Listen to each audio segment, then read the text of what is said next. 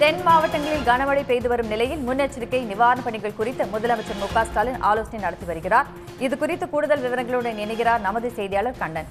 இயல்பை விட மழை மிகவும் அதிகமாக இருக்கிறது. என்னென்ன நடவடிக்கைகள் எடுக்கப்பட இருக்கின்றன? முழு விவரங்களை பதிவு செய்யுங்கள். நிச்சயமாக தென் மாவட்டங்களில் தொடர்ந்து கனமழையானது பெய்து வருகிறது. குறிப்பாக தென்காசி, தூத்துக்குடி, திருநெல்வேலி உள்ளிட்ட மாவட்டங்களில் கனமழையானது பெய்து வருகிறது.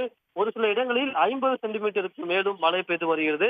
இந்நிலையில் இந்த மழையை எதிர்கொள்ளவும் மேற்கொள்ளப்பட்ட ஒரு முன்னெச்சரிக்கை நடவடிக்கைகள் மற்றும் நிவாரண பணிகள் குறித்த ஆய்வுக் கூட்டம் தமிழ்நாடு முதலமைச்சர் மு க ஸ்டாலின் தலைமையில் சென்னை தலைமைச் செயலகத்தில் நடைபெற்றது.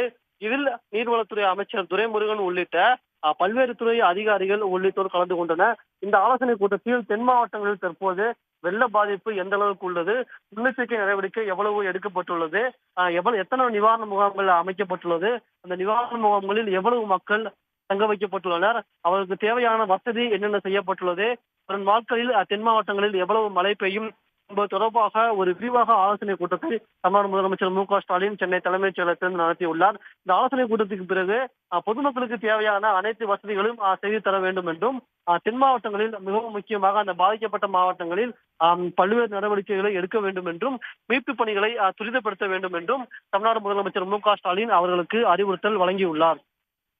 விவரங்களுக்கு நன்றி கண்ணன். உடனுக்குடன் செய்திகளை தெரிந்து கொள்ள சன் நியூஸ் பெல் ஐகானை கிளிக் பண்ணுங்க.